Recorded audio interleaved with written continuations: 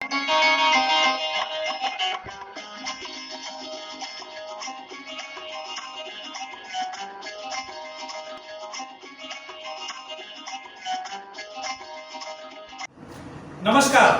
मैं संदीप वर्मा और आप लोग देख रहे हैं फिल्मी गपशप। सबसे पहले तो अगर आप लोगों ने इस चैनल को सब्सक्राइब नहीं किया है तो सब्सक्राइब करें, लाइक करें, शेयर करें और कमेंट करें। आज मैं फिल्मी गपशप के इस एपिसोड में आप लोगों के सामने लेके आया हूं एक फिल्म के टाइटल का नाम। जी हाँ, टाइटल, फिल्म का शीर्षक। कहा जाता है ना कि फिल्म के शीर्षक से फिल्म की कहानी को मैच किया जाता है, लेकिन कुछ ऐसी भी फिल्में बनी हैं जिसमें फिल्म का शीर्षक कुछ और है और उसकी कहानी से उसका कोई मैच नहीं है। एक फिल्म आई थी, लोग कहते हैं कि रामलाल की कहानी। एक फिल्म आई थी रामलाल की कहानी। उस फिल्म को सबसे बड़ा जासूसी फिल्म का अवार्ड दिया गया और उस फिल्म का सबसे बड़ा जासूसी थीम क्या था कि उस फिल्म में रामलाल नाम का कोई आदमी नहीं था।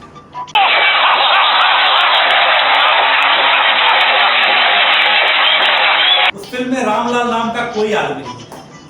आज मैं मुख्यतः आप लोगों के सामने लेके आया हूं फिल्म दुश्मन के बारे में। फिल्म दुश्मन जो मुख्यतः 4 बार बनी, 4 बार। सबसे पहले 1939 में 1939 में फिल्म दुश्मन बनी, जिसके निर्देशक थे नितिन बोस और इसके मुख्य कलाकार थे कुंदन लाल सहगल और लीला देसाई।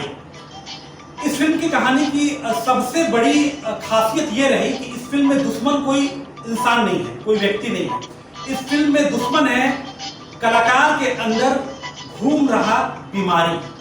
जी हाँ, कुंदन लाल सहगल एक गायक होते हैं, ऑल इंडिया रेडियो में वो गाना गाते हैं, लेकिन वो एक बीमारी से जूझ रहे होते हैं। उस बीमारी को ही इस फिल्म में दुश्मन का नाम दिया गया है। इस टाइटल का इस बीमारी से संबंध है, इसलिए इस फिल्म का शीर्षक दुश्मन दिया गया है।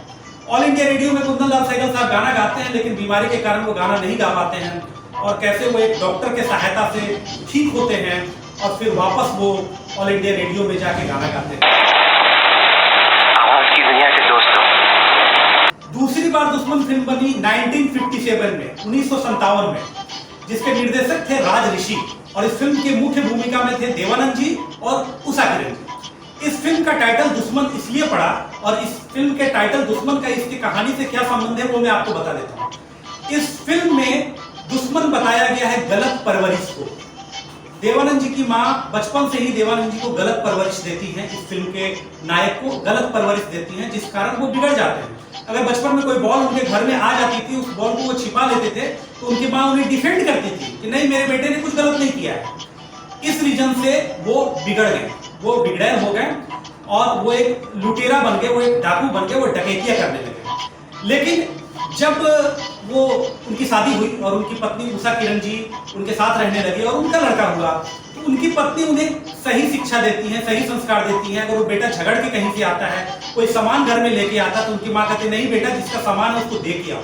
और किसी भी गलती को वो पहले अपने बेटे को डांटती है, वो दुनिया को जिम्मेदार नहीं ठहराती, वो अपने बच्चे को जिम्मेदार ठहराती है और अपने बच्चे को सिखाती है और सुधारती है। तो इस फिल्म में दुश्मन का मतलब गलत परवरिश, गलत परवरिश को दुश्मन बताया गया है इस फिल्म में। मेरे जीते जी किसी की जिंदगी तबाह नहीं होगी, सजा गुनाहगार ही को मिलेगी। 1957 में फिल्म रिलीज हुई, लेकिन ये फिल्म भी बॉक्स ऑफिस पर कुछ खास नहीं कर पाई, बिल्कुल साधारण सी ये फिल्म है। तीसरी बार जो फिल्म बनी 1971 में दुश्मन, यह फिल्म बहुत बड़ी ब्लॉकबस्टर रही, super hit film, super hit गाने, एक बहुत बड़ा रिकॉर्ड तोड़ा फिल्म इंडस्ट्रीज के। लगभग सारे फिल्मों का इस फिल्म में बहुत बड़ा रिकॉर्ड तोड़ा था दुश्मन। इस फिल्म के नायक थे राजेश खन्ना और नायिका थी मुमताज। इस फिल्म के गाने सुपर हिट थे। इस फिल्म की कहानी बहुत ही यूनिक थी, बिल्कुल डिफरेंट कहानी थी। इस फिल्म में एक ट्रक ड्राइवर होता है जिसकी भूमिका राजेश खन्ना जी ने निभाई थी। वो शराब के नशे में गाड़ी चलाता है और शराब के नशे में गाड़ी चलाते हुए एक आदमी का एक्सीडेंट कर देता है और उसकी मौत हो जाती है। वो भागता नहीं है, वो परिस्थितियों से डटकर सामना करता है और वो कोर्ट में जाता है। कोर्ट में जो जज ने फैसला सुनाया है वो इस फिल्म की सबसे यूनिक पॉइंट है, सबसे बिल्कुल डिफरेंट। उस जज ने यह फैसला सुनाया, राजेश खन्ना को कोई सजा नहीं दी, बल्कि जज ने यह कहा कि ये व्यक्ति उस गांव में रह के उसके परिवार के साथ 2 साल तक उनका भरण पोषण करे, क्योंकि उनके परिवार में कमाने वाला कोई नहीं था। ये सजा को सुन के राजेश खन्ना जी बड़े ही विचलित हुए, नहीं मुझे ऐसी सजा मत दो, मुझे उम्र कैद दे दो, लेकिन मैं ऐसे नहीं रहना चाहता। तो वो सजा इस फिल्म की सबसे यूनिक पॉइंट है। इस जज की भूमिका निभाई थी रहमान साहब ने, जिन्होंने उन्हें ये सजा दी थी। और यही सजा इस फिल्म की कहानी का टाइटल है, दुश्मन। और राजेश खन्ना दुश्मन होते हैं उस परिवार के, लेकिन वो उस परिवार में जाते हैं, उनके साथ घुल मिल जाते हैं और उस पूरे गांव के साथ घुल मिल जाते हैं। और वहां के गांव के जमींदार होते हैं, उनके शोषण के खिलाफ वो आवाज उठाते हैं। और जब उनकी सजा पूरी हो जाती है तो जज साहब कहते हैं आपकी सजा पूरी हो गई, अब आप फ्री हैं, अब आप जाइए। तो राजेश खन्ना जी जज के पांव पे गिरते हैं, बोलते हैं नहीं, मुझे आप इसी गांव में उम्र कैद दे दो। और राजेश खन्ना उसके बाद इसी गांव में उस परिवार के साथ रहते हैं। इस फिल्म के गाने एक से एक super hit, super duper hit. इस फिल्म का गाना था बलमा सिपहिया, या फिर वादा तेरा वादा,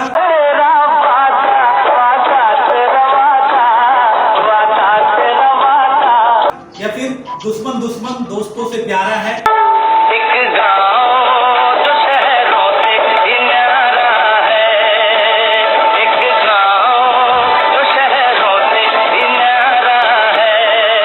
या फिर देखो देखो देखो बाइस्कोप देखो।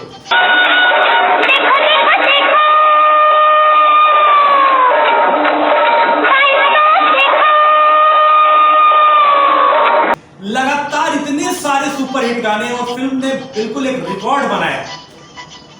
उसके बाद चौथी बार जो दुश्मन फिल्म बनी वो 1998 में दुश्मन बनी, और जिसके निर्देशक थे तनेजा चंद्रा। और इस फिल्म में मुख्य भूमिका निभाई थी काजोल ने और संजय दत्त ने। लेकिन फिल्म के लगभग सारे क्रेडिट को ले गए थे इस फिल्म के विलेन जो दुश्मन थे। जी हाँ, इस फिल्म का विलेन जो दुश्मन था आशुतोष राणा। गोकुल पंडित की भूमिका में, एक पोस्टमैन की भूमिका में, एक सीरियल रेपिस्ट और सीरियल किलर की भूमिका में वो एक जबरदस्त एक्टिंग करते नजर। इस फिल्म में काजल अपनी जुड़वा बहन जो कि काजल नहीं होती हैं, उनकी मौत का बदला लेती हैं आशुतोष राणा से। और इसमें उसकी सहायता करते हैं एक फौजी, एक अंधे फौजी होते हैं संजय दत्त साहब, वो उनकी मदद करते हैं। तो चौथी बार दुश्मन फिल्म बनी 1998 में, जिसका एक गाना बहुत ही चला, आवाज दो हमको हम खो गए, एक सुपर हिट गाना था। ये फिल्म भी बॉक्स ऑफिस पर हिट रही। तो आज का फिल्मी गपशप का एपिसोड मुझे उम्मीद है कि आप लोगों को अच्छा लगा होगा। अगर अच्छा लगा तो फिर से एक लाइक करें, शेयर करें और कमेंट करें। अगली बार फिर किसी यूनिक आइडिया और फिर किसी अलग अंदाज और अलग बात को लेकर मैं आऊंगा। और तब तक के लिए नमस्कार।